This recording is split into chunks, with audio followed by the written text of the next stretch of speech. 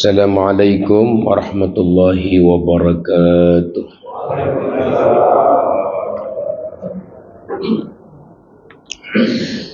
Bapak-bapak, ibu-ibu, sebelum kita mulai kajian, yang belum niat iktikaf bisa diniatkan iktikaf dari sekarang supaya kita lebih sempurna mendapatkan pahala berdiam diri di dalam masjid.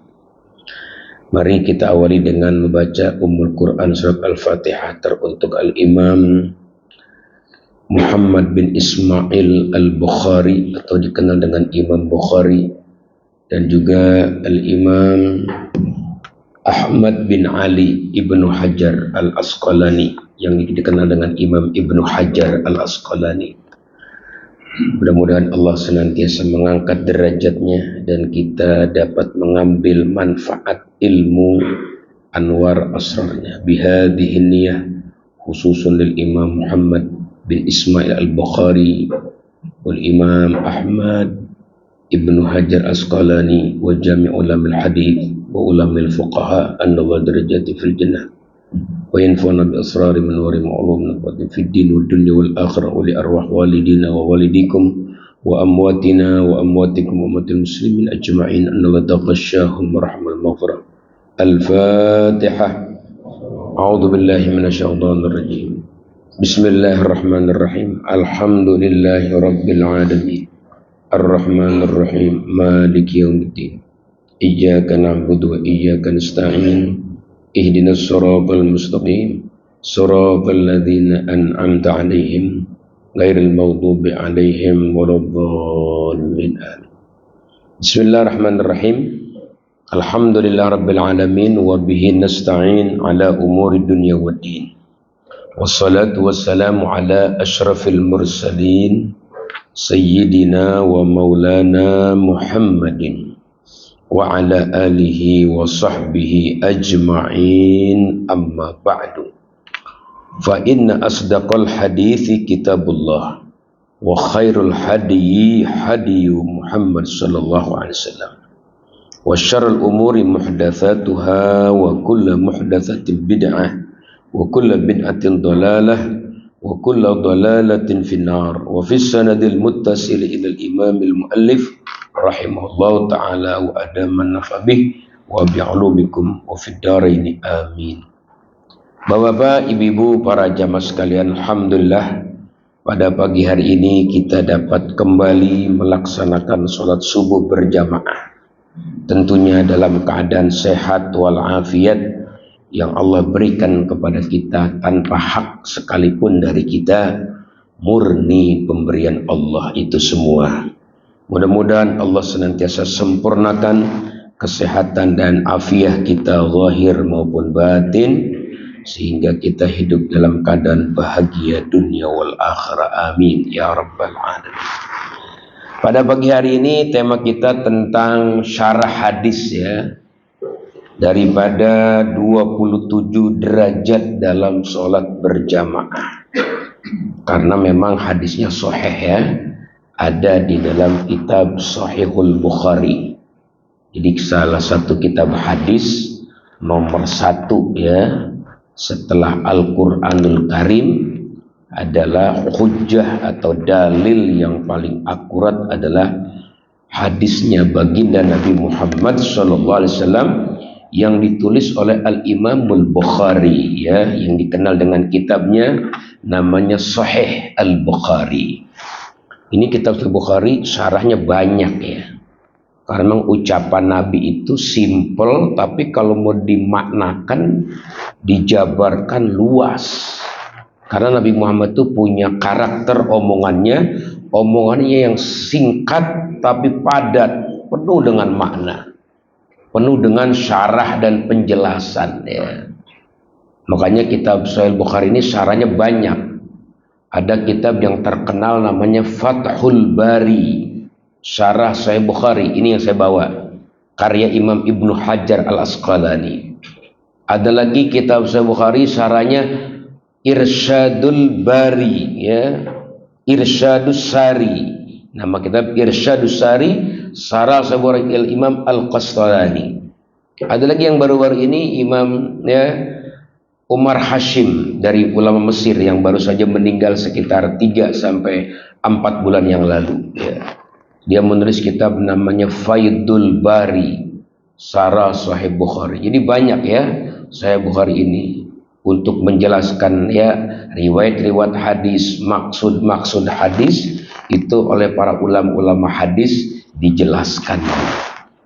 Nah ini tema kita pada pagi hari ini tentang keutamaan sholat berjamaah. Jadi memang kalau bisa bapak-bapak ya, ibu-ibu, biasakan sholat itu jangan sendirian ya, berjamaah. Karena kalau kita sholat sendirian itu bertentangan ya dengan yang dilakukan sama Nabi. Sebab Nabi nggak pernah sholat sendirian. Ini kalau mau menghukumkan bid'ah, nah ini nih bid'ah nih. Kalau sholat sendirian, sholat 5 waktu maksudnya, sholat yang wajib ya sendirian, itu bid'ah namanya. Kenapa? Karena Nabi nggak pernah ditemukan sholat 5 waktu sendirian, senantiasa berjamaah. Gitu. Beda nanti kalau ada udzur-udzur ya, ada halangan-halangan yang diperbolehkan sama agama, yaitu dikecualikan. Tapi selagi kita sehat, mampu, maka lakukan sholat secara berjamaah. Kenapa? Karena memang Nabi memberikan semangat ya untuk kita berjamaah ini dijanjikan begitu tinggi, 27 derajat. Kalau orang nggak tertarik dengan kata-kata Nabi 27 derajat ini, nggak tertarik dia, ini masalah juga imannya, masalah juga hatinya. Seandainya Nabi nggak bilang 27 dah, Nabi bilang 2 derajat aja, waduh, kita harus betul-betul tingkatin. Kayak pedagang misalnya, kita dagang misalnya di pasar ya mana di sini yang dekat, mungkin pasar Jombang ya, dagang sesuatu, untungnya per satu barang yang kita dagang untungnya misalnya 10.000 misalnya. Tapi kalau kita jualnya di Cipulir bisa untung 20.000, maka kita akan pindah dagang dari pasar Jombang ke pasar Cipulir. Oh, bagaimana kalau misalnya di pasar Tanabang, untungnya bisa 50.000, kita bisa pindah. Kenapa? Untungnya besar. Nah ini kita sholat di rumah 1 derajat, berangkat ke masjid yang gak jauh jaraknya dijanjikan 27 derajat. Waduh, ini jangan sampai kita nggak tertarik. Demi derajat di akhirat, masya Allah ya, Allah bilang di Quran ya, bagaimana katanya? Iya, akbaru darajat. Derajat yang ada insya Allah nih paling besar dan paling tinggi. Jadi kalau kita mengejar 1 derajat ke derajat lain, itu jarak tempuhnya 500 tahun. 500 tahun tuh untuk mengejar derajat yang di atas kita. Misalnya kita derajat kita 1, teman kita di atas kita 1 derajat lagi. Itu untuk naiknya itu jarak tempuh 500 tahun. Apa? Begitu tinggi perbedaan. Bagaimana dengan 27 derajat? Nah ini hadisnya diriwayatkan oleh Abdullah bin Umar ya, putra daripada Sayyidina Umar ibn Khattab. Abdullah bin Umar. Apa kata beliau? Anna Rasulullah SAW, bahwasanya Rasulullah SAW qala, pernah bersabda, salatul jama'ati tafdulu salatal fadhi bi 27 darajah. Jadi sholat berjamaah itu kata Nabi mengungguli orang yang sholat sendirian dengan perbandingan 27 derajat. Di orang sholat sendirian dengan orang sholat berjamaah, maka yang berjamaah ini lebih unggul, lebih menang ya dengan 27 derajat dibanding orang yang sholat sendirian. Maka mari kita pasang niat di sini, setelah mendengar hadis ini, camkan di hati kita, jangan sampai kita sholat sendirian lagi di rumah masing-masing, tapi berangkatlah ke masjid ya, berjamaah untuk meraih pahala 27 derajat. Mudah-mudahan Allah mudahkan untuk kita melangkah ke masjid dan mengamalkan hadis baginda Nabi Muhammad sallallahu alaihi wasallam. Terlebih sholat subuh ya, masya Allah, ini subuh berjamaah kualitas ibadah yang paling afdol diberjamaahkan. Ini ranking pertama. Jadi sholat berjamaah ini berkualitas, dan yang sangat berkualitas adalah subuh berjamaah. Di hadis lain Imam Muslim ya meriwayatkan bahwa ya man shalla subha jamaah, siapa orang yang subuh berjamaah, bahwa fi dhimmatillah, maka dia berada di jaminan Allah. Masya Allah, Allah jamin Ya, kalau kita mendapatkan jaminan BPJS saja orang kayaknya udah tenang bener hidup. Dapat ya jaminan BPJS. Ini bukan BPJS tapi jaminan Allah. Allah yang jamin, yang punya dunia, yang punya akhirat, yang kaya, yang gudangnya nggak pernah habis-habisnya, ya. Allah jamin. Buat siapa? Buat yang subuh berjamaah. Nah, bahkan di hadis lain dikatakan, siapa yang subuh berjamaah, maka sama juga dia pahala ibadah semalaman penuh. Masya Allah. Ini subuh ya. Apalagi subuh di hari Jumat. Ya, ini juga sama ya. Lebih tinggi lagi kualitasnya. Nah, di sini kita mau bahas 27 derajat itu apa maksudnya? Oh iya, karena dalam berjamaah itu Bapak-bapak ada 27 ya amalan yang kita lakukan dalam sholat berjamaah yang nggak dilakukan oleh orang yang sholat sendirian. Jadi kalau kita berjamaah nih, ternyata tanpa kita sadari Bapak-bapak, itu ada 27 pekerjaan yang kalau kita lakukan satu-satu itu, dia naikin derajat ya.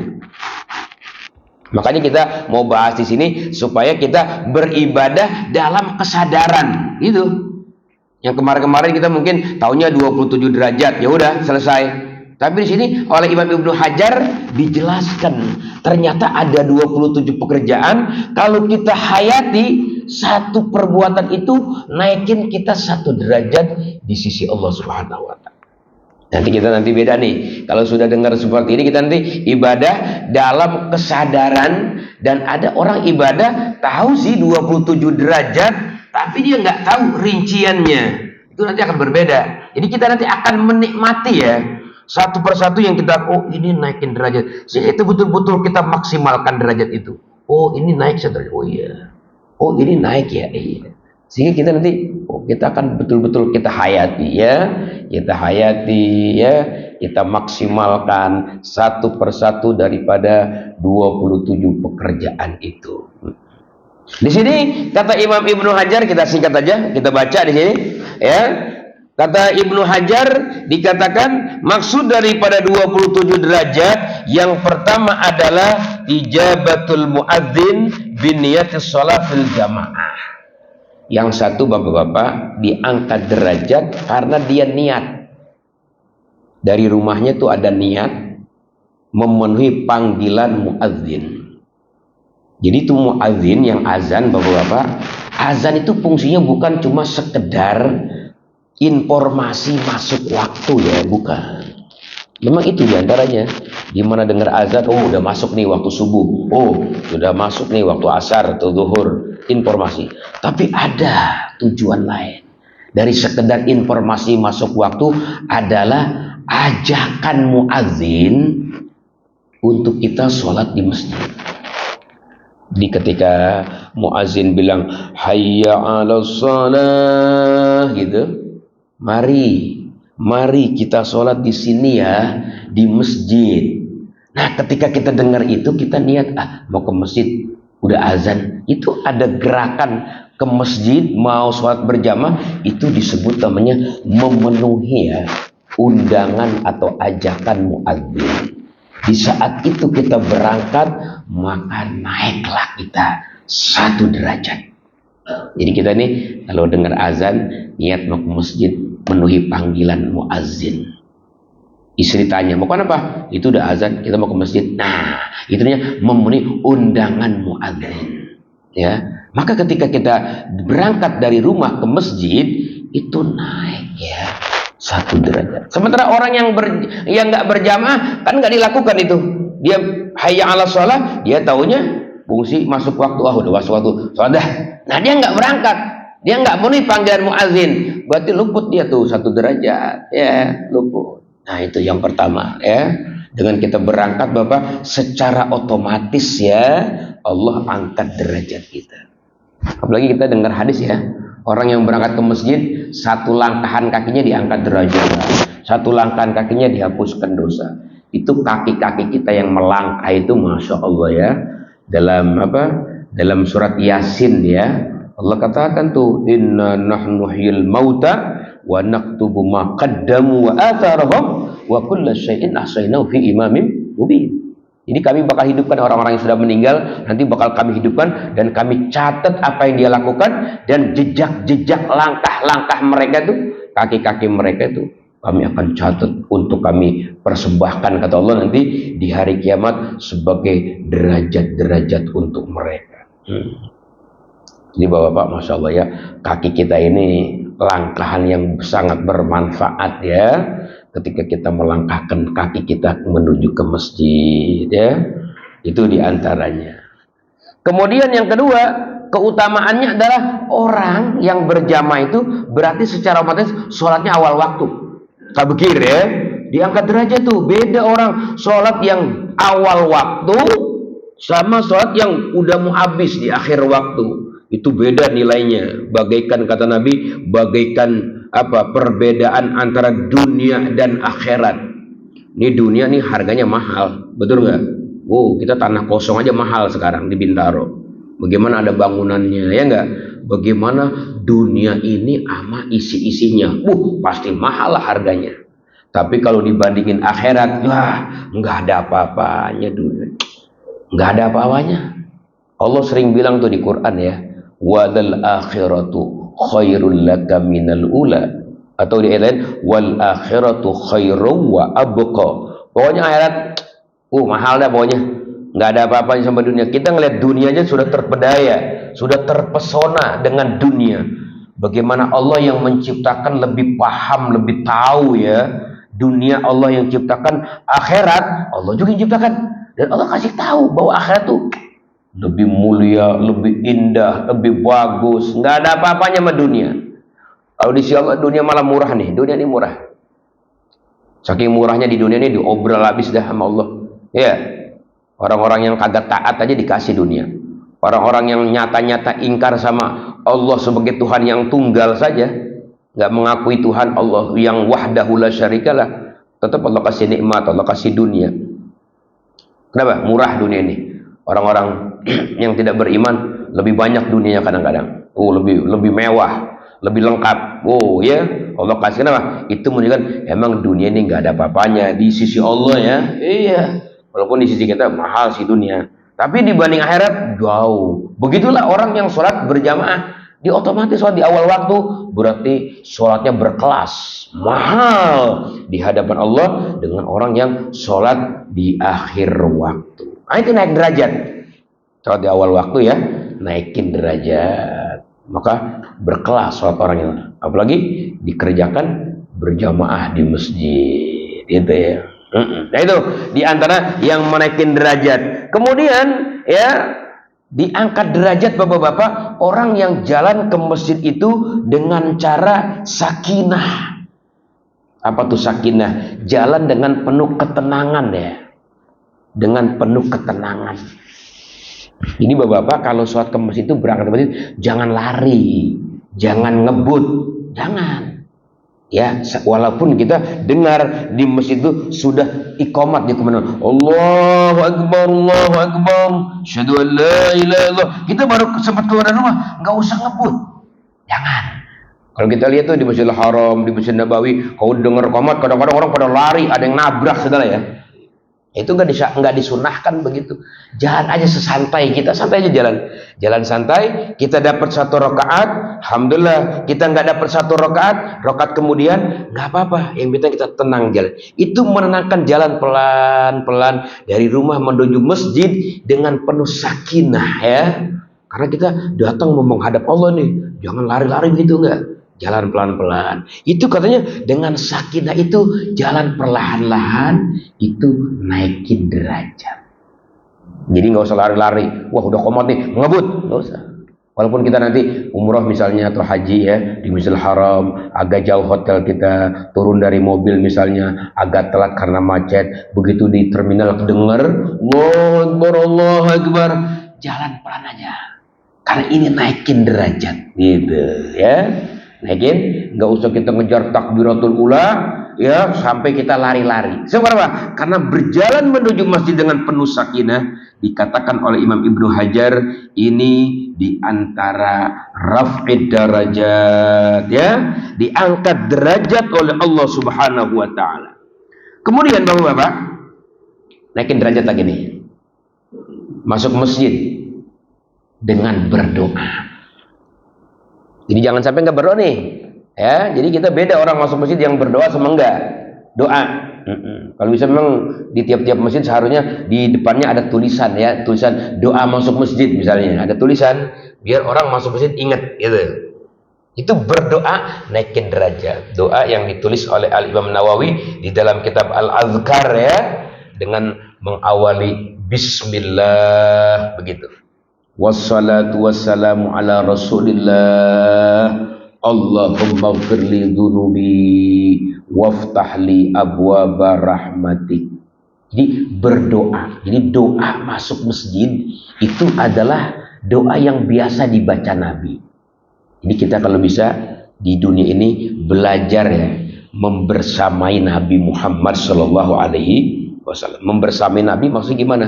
Iya, apa yang Nabi lakukan kita lakukan. Itu kebersamaan di dunia dengan menghidupkan sunnah-sunnah Nabi, kelak akan menjadi sebab membersamai Nabi di yaumil kiamah, dekatnya seseorang.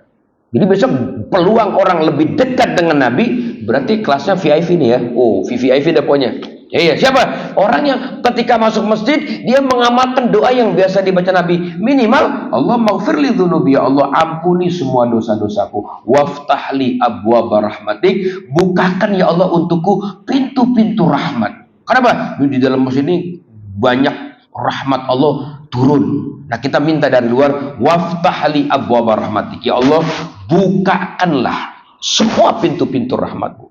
Jadi naik derajat ya, masuk masjid dengan berdoa, apalagi kalau bisa tambahkan, sempurnakan dengan kaki kanan kita masuk masjid. Masjid lepas sendal, kaki kanan ya kita pijakan ke teras masjid pertama kali. Tentunya melepas sendalnya juga sunnahnya kalau melepas bapak-bapak itu dahulukan yang kiri ya, nah melepas. Beda sama makai, kalau makai yang kanan, pakai baju tangan kanan dulu, pakai celana kaki kanan dulu, ya gitu. Ya, pakai sendal, sepatu, kaki kanan dulu. Ntar kalau melepas, kiri dulu. Untuk apa itu begitu? Untuk meneladani kerjaan Nabi. Nabi begitu. Jadi kita ini orang-orang yang ya menjadi pengikut Nabi, apa yang Nabi lakukan sekecil apapun itu mengandung rahasia besar. Kita ikutin. Lepas sendal, kaki kiri. Nah, kalau kaki kiri lepas gimana nih kaki kiri? Kan langsung injek teras? Enggak. Kita injek ke atas sendal kita, atas sepatu kita injek, baru lepas kaki kanan, baru langsung kaki ya. Karena ini pertama kali berpijak di teras masjid depan sambil berkata, Allahumma ighfirli dzunubi waftahli abwaab. Ya Allah ampuni semua dosaku dan bukakan pintu-pintu rahmat. Nah itu Pak, naik satu derajat ya dengan masuk masjid kita dalam keadaan berdoa masuk masjid gitu ya.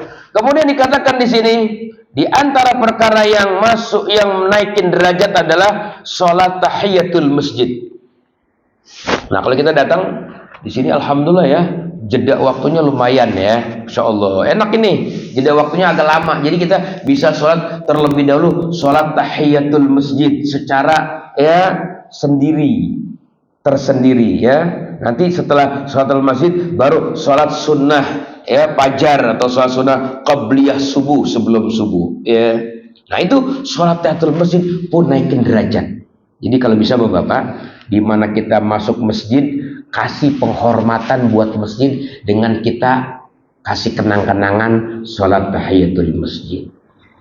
Ya misalnya kita rest area mampir atau di mana gitu, kita ke kamar kecilnya ada di masjid misalnya, kita wudhu, tinggalin kenang-kenangan di masjid itu, sholat tahiyatul masjid. Sebab kata Nabi katanya di antara tanda-tanda kiamat, nggak bagus nih Pak, tanda-tanda kiamat katanya ada orang masuk masjid nggak sholat tahiyatul masjid. Padahal ini sopan santunnya kita mengagungkan masjid adalah dengan kita sholat di dalam masjid, itu namanya sholat tahiyatul masjid. Nah ini naikin pangkat ya Pak, sholat tahiyatul masjid. Kecuali kita misalnya berhalangan lah, atau ada kesibukan-kesibukan yang lain misalnya yang kita nggak bisa sholat tahiyatul masjid, boleh diganti dengan zikir subhanallah walhamdulillah wala ilaha illallah wallahu akbar. Itu ya di antaranya seperti itu. Salat tahiyatul masjid naikin derajat ya. Yang kita lakukan daripada kebaikan yang berkaitan dengan amalan masjid itu menjadi asbab raf'at derajat, diangkat derajat oleh Allah Subhanahu wa taala ya. Itu udah 5 ya kita lakukan. Nah, kemudian yang keenam adalah intizarul jamaah, menunggu berjamaah. Pak, nunggunya aja. Allah ya dermawan banget ya. Nunggunya aja kita ditaikin derajat. Kali ini jeda misalnya 12 menit atau 15 menit atau 10 menit itu jeda. Nunggu iqamat. Kesempatan teman-teman untuk sholat sunnah qabliyah kita berikan jeda untuk mereka sholat. Kita nunggunya aja nih. Ya Allah. Allah diangkat. Jadi argo derajatnya naik terus tuh. Jalan terus argo derajatnya jalan terus. Kita menunggu. Jadi intizar sholat. Jadi nunggu sholat dihitung pahala sholat. Misalnya Bapak begini Pak, sholat maghrib berjamaah. Sholat maghrib berjamaah zikir, ba'diyah maghrib. Kita mau pulang tanggung, ntar aja deh pulangnya ba'da isya. Kita nunggu niat di hati kita mau itikaf di masjid, nunggu isya. Nggak ngapa-ngapain sih di dalam masjid, nunggu isya aja. Itu selama dia nunggu derajat naik. Apalagi sambil nunggu dia mungkin baca Quran di dalam masjid ya, berzikir, membaca asmaul husna, bersolawat kepada Nabi, atau sholat-sholat sunnah dia lakukan sambil nunggu datangnya waktu isya, dia lakukan kegiatan itu tambah mulia lagi. Seandainya nggak dilakukan, hanya duduk itikaf saja dia di dalam masjid, nunggu datang waktu isya, itu naikin derajat. Intizar sholat as-sholat. Dulu kita waktu pesantren ya, guru kita nambahin begini, intizar dars katanya gitu. Intizar dars artinya menunggu pelajaran atau pengajian dimulai, itu pahalanya sama pahala ngaji. Kenapa tuh kiai sampai ngomong begitu? Karena rata-rata santri itu kalau ngaji, hadir ngaji, nungguin guru datang. Guru datang belum? Udah di majlis belum? Kalau guru datang baru kebut turun gitu. Ya, tapi kalau santri yang beradab, guru belum datang karena belnya udah bunyi, udah bel bunyi nih, kita semua pada datang, duduk, nunggu kedatangan guru. Kadang guru agak telat, bisa 10 menit, 15 menit baru masuk majelis itu kita nunggunya dikata guru, sebagaimana Nabi katakan intizar sholat sama intizar dars. Nunggu pelajaran dimulai, kita hukumnya sama juga sedang belajar, sedang mengaji. Ya misalnya kita kajian subuh seperti ini, tiba-tiba ada kendala mungkin ya, penceramahnya gurunya telat datang, ba'da subuh kita nunggu sejenak 5 menit 10 menit ya, maka menunggunya kita juga sama seperti pahala mengaji seperti itu. Nah Bapak, kita lanjutkan. Kemudian selanjutnya orang yang sholat berjamaah ini ditaikin derajat. Kenapa? Karena malaikat bersolawat kepadanya. Ya, para malaikat bersolat membacakan istighfar. Dalam sebuah hadis kalian innal malaikata la tusalli ahadikum madama fi musalla. Sungguh malaikat bersolawat, artinya bersatu memintakan istighfar kepada Allah kepada kalian selama kalian diem di dalam masjid. Itu kalau sholat berjamaah. Beda sama yang nggak berjamaah. Kalau yang nggak berjamaah kan di rumah aja. Tapi kalau di masjid, kita masuk ke masjid, selama kita duduk di masjid, itu malaikat di langit sana berdoa, Allah maghfir lahu, ya Allah ampuni si fulan. Diulang lagi, Allah maghfir lahu, ya Allah ampuni si fulan. Itu dikatakan ulama katanya, kalau kita dengar tuh doa malaikat begitu, kedengeran sama telinga kita, malaikat memintakan ampun kepada Allah untuk kita. Wallahi Pak, kita nggak mau keluar dari masjid. Kenapa? Ya Allah, dosa kita habis, bersih. Dia Pak, dimintain oleh para malaikat Allah buat orang yang berada di dalam masjid. Itu diantaranya ya, keuntungan orang yang melaksanakan berjamaah di dalam masjid. Kemudian dikatakan di sini selanjutnya adalah ijabatul iqamah, naik derajat lagi di saat kita menjawab iqamat. Kita tadi menjawab azan dari rumah ya, kita datang. Begitu menjawab iqamat, qad qamatis salatu, qad qamatis salat. Salat udah mau didirikan, kita berdiri tuh. ya pada qamatus shalah, kita berdiri pada saat itu, maka itu naik derajat. Ya, naik derajat. Jadi kita bangkit dari duduk kita, begitu iqamat berkumandang kita bangun. Apalagi pada saat qad qamatus shalah, sholat udah mau berdiri, ayo berdiri, berdiri kita itu berdirinya kita yang tadi posisinya duduk dihitung 1 derajat naik di hadapan Allah Ta'ala. Ini Bapak-bapak, nanti kita kalau kita melakukan ini dalam masjid kita hadir, oh ini naik derajat Allah, oh ini naik. Nah, jadi ibadah dengan penuh kesadaran yang kita lakukan itu betul-betul nggak sia-sia, dihitung derajat di sisi Allah Subhanahu wa Ta'ala. Ya. Kemudian dikatakan di sini Bapak-bapak, ya, apalagi selamat daripada syaitan. Oh, kalau kita berjamaah Pak, selamat dari syaitan. Beda sama orang sholat sendirian. Oh, syaitan benar-benar godain kita. Tapi kalau sholat berjamaah kita selamat dari godaan setan. Apa tuh godaan setan? Was-was namanya. Kadang-kadang kita sholat ini kalau sendirian suka lupa nggak? Bu, suka lupa ya Bu ya? Ya kadang-kadang kalau kita lagi sujud tuh, sedang sujud, kita suka lupa. Ini saya 3 apa 4? Tapi kalau berjamaah nggak ada tuh. Ya kan? Kalau berjamaah nggak pernah ngalamin kita lupa gitu. Kita konsen sama zikir kita, sama sholat kita. Tapi kalau sendirian, kadang-kadang diingetin. Ini 1, ini 2, ini 3. Pas sujud lupa 3 apa 4 ya. Itu godaan setan tuh. Sedang sujud bukan lagi konsen kita membesarkan Allah dengan subhana rabbiyal a'la wa bihamdi, tapi kita lagi ngitung 3 apa 4. Lupa hitungan sholat. Pokoknya kalau sholat sendirian nggak aman, ada aja yang kita lupa itu. Kenapa? Karena setan memang lebih fokus, lebih semangat mengganggu, menggoda orang yang sholat sendirian seperti serigala yang mencari kambing yang tertinggal dari rombongannya. Ketika dia rombongan, dia selamat daripada godaan setan. Ketika selamat dari itu, naik derajat.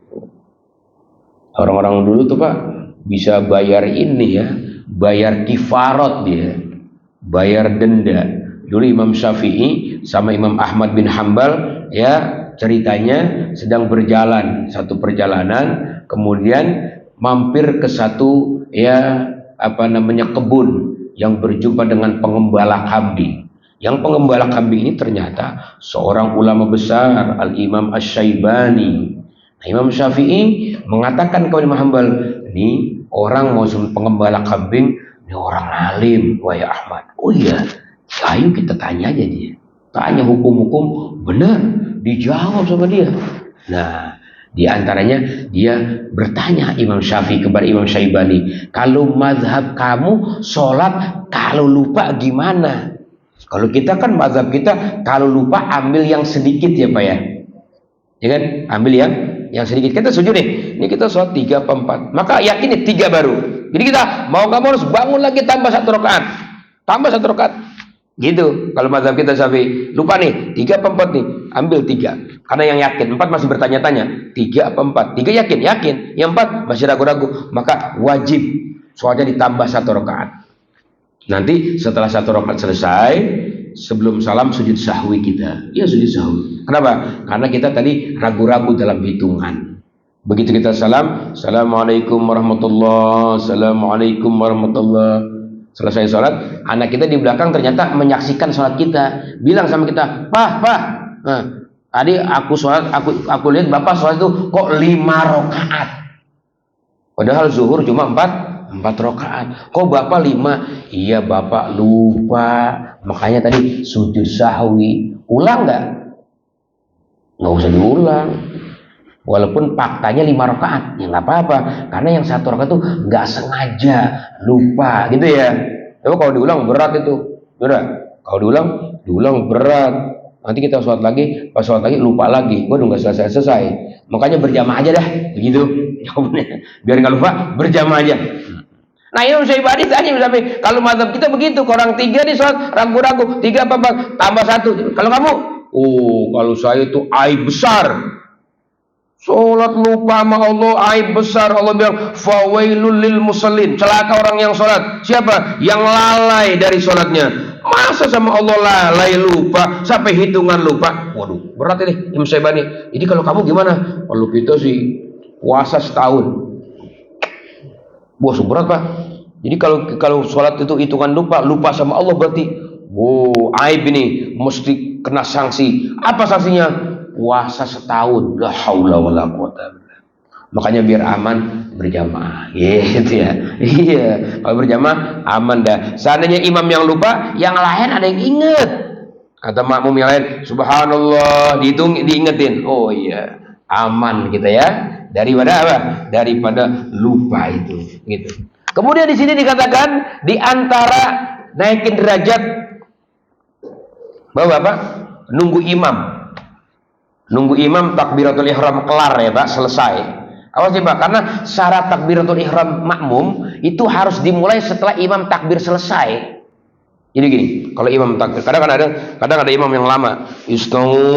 Istaqimu rahimakumullah. Sholli fardhu. Allah agak lama gitu.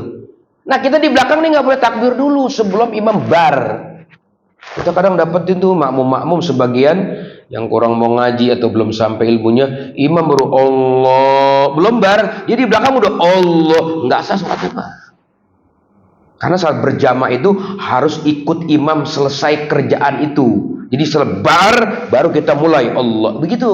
Kalau kita imam belum bar baru Allahu Akbar, kita udah mulai Allah, belum bar nggak sah juga. Jadi pastikan imam kita bar Allahu Akbar. Nah, kita di belakang baru Allahu Akbar. Nah, itu Pak, kita nunggu imam takbir selesai. Kan kita nunggu tuh. Itu ditaikin derajat sama kita. Kenapa? Karena makmum perlu sabar menunggu imamnya selesai. Kesabaran yang dia tunggu pada saat yang sebentar itu, Allah angkat derajat. Allahu Akbar. Nah, kita baru selesai. Allahu Akbar. Nah, itu diangkat derajat oleh Allah Subhanahu. Itu ya. Jadi nanti lain kali kalau kita sholat, pastikan imam sudah baru kita mulai takbir ya sebagai makmum. Kenapa? Karena syarat takbiratul ihram dikategorikan mu'tabar, sah dan diterima ketika seorang makmum telah melihat imamnya selesai mengucapkan takbirnya sampai selesai Allahu Akbar, baru kita mulai gitu. Nah, itu menunggu segitu aja Pak, sebentar ya, sabar. Itu ditaikin derajat oleh Allah Subhanahu wa taala. Kemudian dikatakan di sini adalah di antara naikin derajat adalah Bapak, yaitu ya mendapatkan takbiratul ihram bersama imam. Ya, bersama, ini maksudnya bersama imam, kita ketika kita berdiri, kita memang menyaksikan imam takbir Allahu Akbar. Kita menyaksikan itu dan kita nggak menunda-nunda. Setelah imam takbir bar selesai, kita juga langsung nggak sibuk dengan handphonenya, sibuk dengan merapikan pakaiannya. Enggak, begitu imam bar, dia pun langsung ngiringin di belakangnya Allahu Akbar. Pokoknya pendek kata, sebelum imam membaca basmalah, selama imam belum mulai membaca basmalah, kita ada peluang takbir di belakang imam, maka dapat 1 derajat, naik 1 derajat. Jadi kalau bisa begitu imam bar, jangan sibuk apa lain-lain lagi, langsung takbir. Kalau udah kita telat, kita lambat, imam udah Bismillahirrahmanirrahim, kita belum takbir, luput ini takbiratul ula ya, takbir pertama bersama imam, dia nggak dapat. Kenapa? Karena imam sudah mulai membaca basmalah dalam Al-Fatihah. Nah, luput. Makanya kalau bisa setelah imam takbiratul ihram, dia ya langsung mengiringi setelahnya gitu. Nah, imam kan sedang konsen tuh ya, membaca doa iftitah, wajjahtu wajhiya lilladzi fatar. Imam baca itu ya. Kecuali imamnya nggak baca kali, dimaaf itu. Sampai waladhdallin kita dimaaf. Ya misalnya ada imam nggak baca takbir, Allahu Akbar, Bismillahirrahmanirrahim. Cepat benar udah Bismillah aja. Nggak takbir, nggak doa iftitah lagi imam. Kita takbir di belakang berbarengan dengan Fatihahnya imam. Dapat pahala takbiratul ula bersama imam sampai imam mengucapkan waladhdallin. Gitu ya. Iya, tambah gitu ya. Tambah seperti itu. Bapak-bapak, ibu-ibu yang berbahagia, kita akan lanjut ya. Kemudian pekerjaan dalam berjamaah yang menyebabkan naik derajat adalah di saat kita merapatkan barisan ya, mengisi barisan yang kosong, bapak-bapak. Jadi kalau kita mau bikin barisan di barisan yang kedua atau sop awal, sop sani, sop kedua, sop ketiga, pastikan sop yang pertama itu udah penuh, udah nggak ada peluang kita. Tapi kalau masih kosong, jangan coba-coba bikin sop baru ya. Itu memutuskan hubungan kita kepada Allah Ta'ala. Berat itu. Jadi kalau masih kosong, isi dulu yang kosong, dan ketika kita mengisi kekosongan barisan, di situ pun Allah kasih hadiah kita naik 1 derajat. Buat siapa? Buat orang yang meluruskan dan mengisi ya kekosongan barisan yang masih kosong, dia isi. Makanya Imam Sunnah yang mengatakan istaqimu gitu. Kalau bahasa Arabnya, bahasa kitanya luruskan, rapatkan, isi yang kosong. Nah, Nabi begitu ya, sampai lihat kerjakannya naik derajat. Kemudian di antara naik derajat adalah ketika dia membaguskan keadaannya, membaguskan keadaan penampilan ya Pak.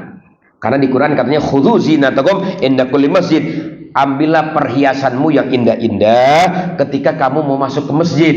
Jadi kalau kita mau masuk ke masjid Pak, itu kadang-kadang kita menyesuaikan pakaian kita. Kenapa? Karena kita malu ntar dilihat orang nggak layak pakaian kita. Kita pilih-pilih. Beda sama sholat di rumah, kadang-kadang pakai kaos sobek jadi aja. Nah, nggak ada orang inilah. Allah nggak dianggap sama dia, nggak ada orang inilah. Begitu. Tapi ketika kita mau ke masjid, istri kita komplain, Pak, jangan yang itu, pakaian yang ini nih, ngerapi udah digosok. Ya, itu belum digosok, lecek Pak, malu Pak. Ini nih Pak, oh iya. Jadi ketika dia memilih pakaian yang agak bagus, agak layak lah untuk berkumpul teman-temannya di masjid, itu pakaian yang dia pilih untuk yang layak masuk ke masjid, itu pun bagian daripada raf'ud darajat, kata Nabi, diangkat derajat oleh Allah Subhanahu wa Ta'ala. Sisi penampilan ya Pak, itu sunnah ya, kita berpakaian yang indah-indah, yang bagus-bagus. Kemudian dikatakan di sini, dan kita juga bisa mengambil pelajaran ya Pak. Kalau berjamaah itu dengar suara imam tuh panjang pendeknya, makhraj hurufnya ketika membaca Fatihah, kita perhatiin. Jadi kita nanti bisa ngikutin. Oh gini ya imam bacaan Fatihahnya, yang panjang ini, yang pendek ini, cara huruf ini. Oh gini. Jadi bisa belajar. Tapi kalau sholat sendirian di rumah, nggak pernah ke masjid, nggak tahu tuh bacaan yang benar bagaimana. Apalagi dia nggak pernah ngaji. Kecuali dia ngaji kali bisa benar. Tapi kalau dia nggak ngaji, wah, dengan berjamaah dia bisa ambil pelajaran. Oh panjang pendeknya di sini. Oh begini. Oh begini. Seperti itu. Kemudian bapak-bapak, dengan berjamaah dia ikut terlibat mensyiarkan Islam. Jadi berjamaah ini termasuk syiar Islam. Lambang Islam masih hidup nih di Mertilang, perumahan Mertilang. Begitu hayya 'alas shalah, dari tiap-tiap rumah di Mertilang ini keluar yang pakai gamis, yang pakai peci, yang pakai sarung, pakai baju koko menuju masjid. Itu kelihatan komplek Mertilang. Oh, masih syiar di sini ya. Luar biasa nih komplek Mertilang. Dengar suara azan dari tiap-tiap rumah keluar. 1-2 orang keluar, berduyun-duyun ke masjid. Nampaklah syiar Islam. Coba kalau nggak ada berjamaah, ya nggak? Redup syiar Islam. Nggak ada yang keluar dari rumah, mati syiar Islam. Ada masjid, nggak ada berjamaah, kosong dari berjamaah, matilah syiar Islam. Makanya orang yang ikut serta dalam mensyiarkan Islam diangkat derajat. Tuh Pak, penting nih Pak kita. Karena kita termasuk namanya pembela ya. Pembela ataupun pembantu Nabi Muhammad SAW. Dalam ikut serta mensyiarkan Islam. Ayo, ada kegiatan-kegiatan apa di masjid? Kegiatan-kegiatan yang bersifat agama. Ayo kita melibatkan diri. Kenapa? Karena kita di situ ada andil meneruskan perjuangan Nabi Muhammad SAW. Nabi Muhammad meninggal, Nabi Muhammad berharap kalian yang nerusin. Maka diantaranya berjamaah juga diantara yang menjadi sebab mensyiarkan Islam, gitu ya. Kemudian ya dikatakan di sini orang yang berjamaah juga selamat daripada penyakit munafik. Dari penyakit munafik. Sebab orang munafik ini paling males sholat dipimpin. Nggak mau dia diimamin. Dia maunya sholat sendirian. Kalau diimamin gimana rasa-rasanya begitu? Maka di dalam sebuah hadis dikatakan, siapa orang yang sholat berjamaah selama 40 hari, bisa kan ya Pak? 40 hari kita istiqomah, ya, itu dapat stempel 2. Satu, nggak akan disentuh oleh api neraka. Yang kedua, diselamatkan dari label munafik. Bersih hatinya, nggak ada kebencian sama orang, nggak curigaan sama orang, nggak iri hati sama orang. Itu efek dari berjamaah sholat ya. Allah yang turun tangan untuk membersihkan daripada sifat-sifat kemunafikan gitu. Kemudian Bapak-bapak, selanjutnya adalah di antara yang naikin derajat di sini katanya adalah raddus salam, menjawab salam imam. Imam kan salam itu pertama, Assalamualaikum warahmatullah. Imam ini salam pertama untuk seluruh manusia muslim yang ada di seluruh dunia. Assalamualaikum warahmatullah. Jadi imam itu salam pertama buat yang di luar masjid, yang muslim ya, mendoakan supaya mereka selamat semua. Kemudian ya, salam yang kedua imam, Assalamualaikum warahmatullah. Ini salam imam buat kita makmum. Buat kita makmum. Makanya kita makmum Pak, salamnya setelah salam imam yang kedua ya, bukan yang pertama. Jadi kalau imam belum yang kedua, kita jangan salam dulu ya. Jangan salam dulu. Karena salamnya bukan buat kita, buat itu muslim yang ada di luar sana dah. Seluruh dunia. Nah, begitu salam yang kedua, imam diniatkan salamnya untuk yang ada di belakang dia, yang jadi makmum. Assalamualaikum warahmatullah. Maka kita pun salam kita mulai setelah imam selesai salam kedua. Kita mengatakan Assalamualaikum warahmatullah. Ini salam kita untuk imam. Nah, baru salam yang kedua kita Assalamualaikum warahmatullah untuk teman-teman kita yang sama-sama makmum dan juga untuk manusia di seluruh dunia yang di luar masjid. Itu kita niat salam seperti itu, menjawab salam imam, diangkat derajatnya oleh Allah Subhanahu wa taala. Dan kemudian yang menjadi penyebab diangkat derajat adalah ketika di sini adalah berdoa bersama. Ini boleh ya Pak? Naikin derajat ya, zikir bersama setelah sholat, berdoa bersama ya, kita berdoa. Itu doa secara berjamaah juga disyariatkan, zikir secara berjamaah juga disyariatkan ya. Dalam sebuah hadis di mana ada satu perkumpulan muslim berzikir bersama-sama, melainkan semua yang hadir Allah ampuni dosa.